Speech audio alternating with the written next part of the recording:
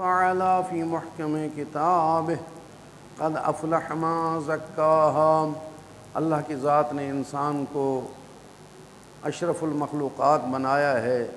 اور یہ شرف انسانیت انسان کو اس وقت حاصل ہو سکتا ہے جب اپنے خالق و مالک خدا کو پہچانے۔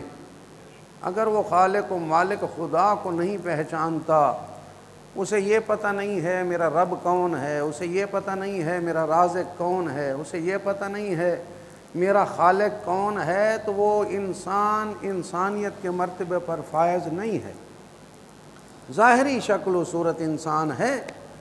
ظاہری شکل و صورت میں تو ہمیں انسان نظر آئے گا،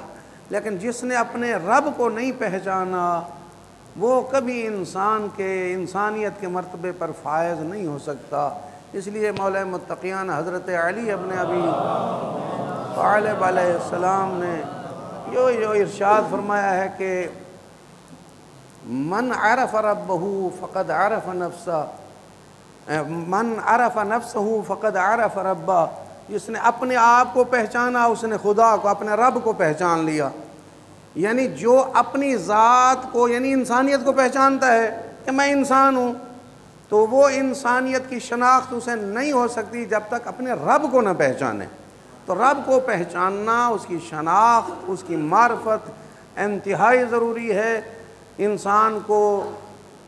جب رب کو پہچان لے گا انسان، تو پھر اگلا مرتبہ آئے گا کہ میں اپنے انسانیت کے مراتب میں آہستہ آہستہ کیسے ترقی کر سکتا ہوں، کیسے میں اپنے آپ کو مزین کر سکتا ہوں انسانیت کے حوالے سے۔ تو ہم پہچان رہے تھے اپنی شناخت کے حوالے سے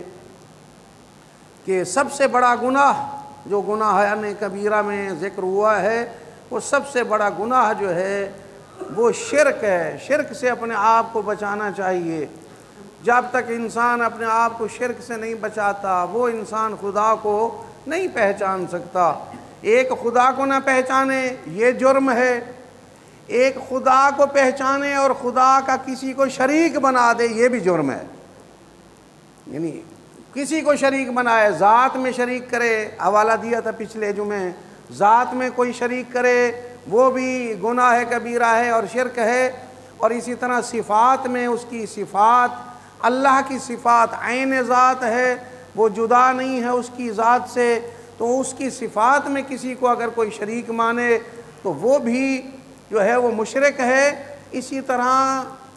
کوئی بندہ اللہ کے افعال میں کسی کو شریک مانے وہ بھی مشرک ہے۔ تیسرا مرتبہ جو ہے وہ یہ ہے کہ انسان تمام افعال میں متوجہ رہے کہ اللہ اپنے تمام افعال میں وحدہ لا شریک ہے، اس کا کوئی شریک نہیں ہے۔ حیات زندگی دینے میں بھی اس کا کوئی شریک نہیں ہے،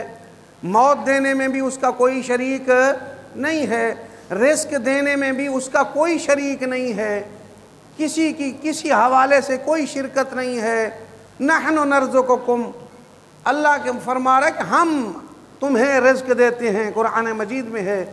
جو بھی دابہ چلنے والے،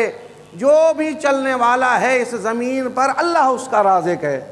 یا قرآن مجید کی آیات کا خلاصہ عرض کر رہا ہوں، تو اللہ رازق ہے، رزق دینے والا ہے۔ رزق دینے میں بھی کوئی اس کا شریک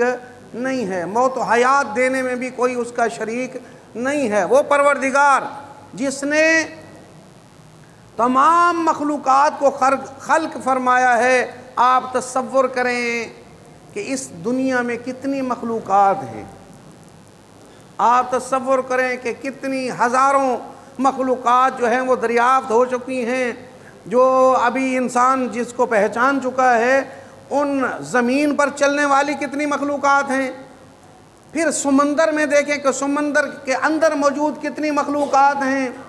حتیٰ کہ وہ کریم اللہ اتنا کریم ہے کہ جہاں تک انسان کی رسائی نہیں پہنچ سکتی، حتیٰ کہ اگر کوئی کیڑا پتھر میں موجود ہے اللہ اسے بھی رزق عطا کر رہا ہے۔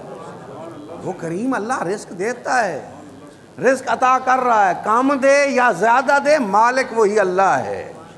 وہی رزق دینے والا ہے، اس کے رزق دینے میں بھی کوئی شریک نہیں ہے۔ اگر کوئی شریک سمجھے رزق دینے میں یہ شرک ہے۔ اور یہ شرک جو ہے قابل معافی نہیں ہے۔ تو خدا کو رازق ماننا چاہیے کہ دیکھیں آپ تصور کریں یہ تمام کائنات جو اللہ نے خلق فرمائی ہے، جہاں آپ کو زمین پر مختلف چیزیں نظر آتی ہیں، وہی انسان اگر تصور کرے کہ اے انسان تیرے لیے اللہ نے کتنی چیزیں پیدا کی ہیں،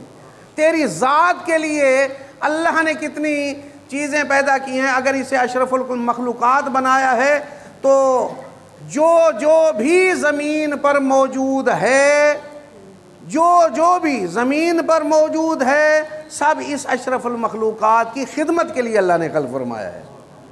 جو شے بھی موجود ہے وہ اس انسان کی جو ہے خدمت کے لیے موجود ہے، اس کو فائدہ پہنچانے کے لیے موجود ہے۔ چاہے آپ تصور کریں مختلف بیج جو ہے وہ زمین پہ ڈال دیے جاتے ہیں، لیکن وہی اللہ اسی ایک ہی زمین سے اناج کو بھی اگا رہا ہے، وہی اللہ اسی ایک ہی زمین سے پھولوں کو بھی اگا رہا ہے، کانٹوں کو بھی اگا رہا ہے، وہی اللہ اسی ایک ہی زمین سے مختلف الانواع پھل انسانوں کے لیے خلق فرما رہا ہے۔ کتنی کریم ہے وہ اللہ اسی انسان کے لیے۔ وہی اللہ جو ہے میٹھے پھل بھی بنا رہا ہے، میٹھا دیکھیں تصور کریں کہ ایک ہے پھل کا اگنا اور ایک ہے پھل میں مٹھاس کا پیدا کرنا۔ وہ پھل کو بھی اگاتا ہے اور اس میں مٹھاس پیدا کرنے والا بھی اللہ ہے۔ یہ اللہ کا نظام ہے، یعنی دوسرے لفظوں میں خلق بھی کر رہا ہے،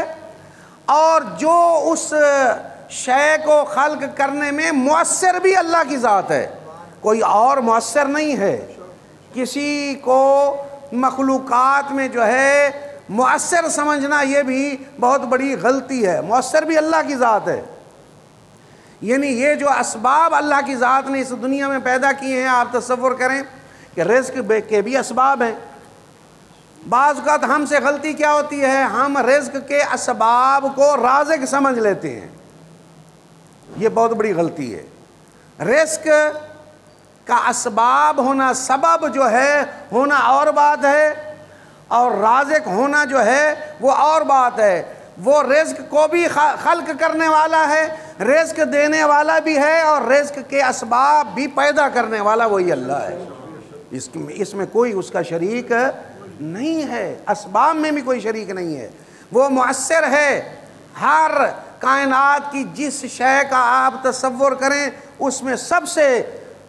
مؤثر ترین جو ذات ہے، کوئی کسی اثر میں اس میں شریک نہیں ہے، تو وہ اللہ کی ذات ہے جس کا کوئی شریک نہیں ہے۔ یہ زمین کی مخلوقات دیکھیں آپ تصور کریں، یہ کائنات کا تصور کریں کہ اس کائنات کو خلق کرنے والا خود اللہ ہے، اور پھر کریم اللہ نے یہ کائنات یعنی زمین کے ساتھ ساتھ آسمان پر بھی جو چیزیں موجود ہیں، ان آسمان پر موجود چیزوں کو بھی اللہ نے اس بشر کے لیے خلق فرمایا ہے۔ آپ تصور کریں یہ جو چاند تارے آپ کو نظر آ رہے ہیں، یہ چاند تارے آپ کی اس زمین پر نشو و نما میں کتنے مؤثر ہیں، یہ آپ تحقیق کریں آپ کو نظر آ جائے گا۔ آپ کے یہ پھلوں کے مٹھاس میں، یہ پودوں کے اگنے میں، یہ انسان کی اپنی گروتھ میں سورج کا اور چاند کا کتنا اثر ہے، آپ اس کو تصور کریں تو آپ کو نظر آئے گا کہ سورج چاند کا پیدا کرنے والا بھی اللہ ہے، اور اس سورج چاند اور ستاروں کے ساتھ ان سب کو، سورج چاند اور ستاروں کو بھی انسان کی خدمت کے لیے پیدا کیا ہے۔ کتنی بڑی بات ہے کہ آپ تصور کریں کہ سورج چاند کے ساتھ ساتھ یہ جو ستارے موجود ہیں، یہ جو سورج ہے زمین سے غالباً جو میں نے پڑھا ہے کہ تقریباً 13 لاکھ گنا زیادہ بڑا ہے یہی سورج جو آپ کو نظر آتا ہے، اور پھر اس کی جو لائٹ ہے، جو روشنی دھوپ آپ تک پہنچتی ہے، 37 لاکھ فرسخ سفر کر کے 8 سیکنڈ میں آپ کی زمین پر پہنچتی ہے۔ اور پھر یہی جو دھوپ ہے، اس دھوپ کا آپ تصور کر لیں کہ یہ جو 8 سیکنڈ میں سورج سے آپ کی زمین تک پہنچ رہی ہے، اگر اس کائنات سے فقط اسی دھوپ کو، سورج کی روشنی کو آپ نکال دیں، تو اللہ کی فقط ایک نعمت کو آپ نکال دیں، تو دنیا میں زمین پر جتنی بھی نشو و نما اور پیداوار ہو رہی ہے سب ختم ہو جائے گی، اگر فقط سورج کی روشنی کو آپ نکال لیں۔ تو یہ جو آپ پھل، یہ سبزیاں، یہ زراعت، یہ نشو و نما جو بھی انسانوں اور جانوروں کی اور پودوں کی ہو رہی ہے، ان سب میں مؤثر ہے سورج کی روشنی، اور یہ بھی اگر نکال دیں تو انسان، آپ تصور کریں،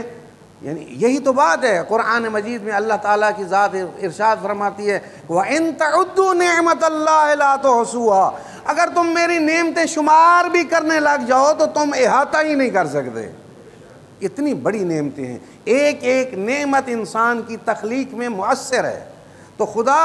اپنے افعال میں جو ہے وحدہ لا شریک ہے، کوئی اس کا شریک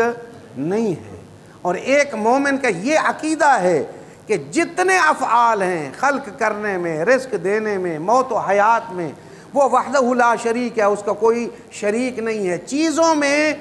اثر بھی اس اللہ نے پیدا کیا ہے، یعنی آگ ہے، آگ کا کام ہے جلانا، یہ اثر پیدا کرنے والا اللہ ہے، اور جب چاہتا ہے آگ ہوتی ہے، لیکن وہی کریم اللہ اس آگ سے جلانے کا اثر اگر ختم کر دے تو یہ بھی اللہ خالق ہے۔ اور اس کی مثال آپ کو حضرت ابراہیم کے حوالے واقعے میں ملتی ہے، آگ وہی ہے، آگ کا کام ہے جلانا، لیکن جب حضرت ابراہیم کو آگ میں ڈالا جاتا ہے، اللہ نے آگ کو نہیں بجھایا بلکہ آگ سے جلانے کا اثر ختم کر دیا ہے۔ حضرت اسماعیل پر چھری چل رہی ہے، چھری کا کام ہے کہ وہ کاٹنا، چھری چل رہی ہے لیکن اللہ نے اس چھری سے کاٹنے کا اثر ختم کر دیا ہے۔ وہ اللہ ہے، وہ اثر کو ختم کرنے والا بھی اللہ ہے، اثر کو پیدا کرنے والا بھی اللہ ہے، تو وہ مؤثر ہے، اپنے افعال میں جو ہے اس کا کوئی شریک نہیں ہے۔ جب ایک مومن کے ذہن میں یہ بات آ جائے